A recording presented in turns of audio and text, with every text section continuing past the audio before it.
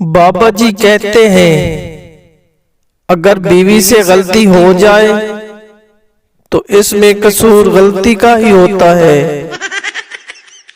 5 साल बाद पुरानी वाली को मैसेज किया कि कैसी हो।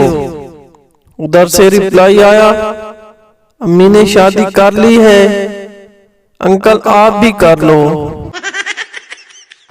तेज बारिश में बस स्टॉप पर खड़ा पप्पू एक लड़की के भीगे हुए निप्पल को देखकर बोला, आपकी हेडलाइट ऑन है। सरदार ने साइकिल चलाते हुए एक पठान को टक्कर मार दी। सरदार, गुस्सा ना करो पाजी, आप बहुत खुशकिस्मत हो।